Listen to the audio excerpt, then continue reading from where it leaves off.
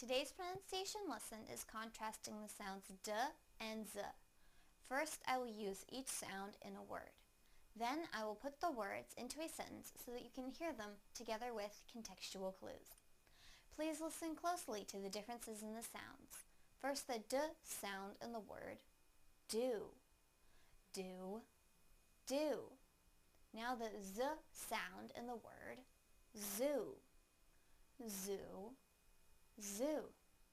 Now I will use them both in a sentence. What will they do at the zoo? What will they do at the zoo? What will they do at the zoo? Thank you for watching CartoonEnglish.tv's pronunciation lesson. Come visit our website for free lessons, games, and chat. Bye!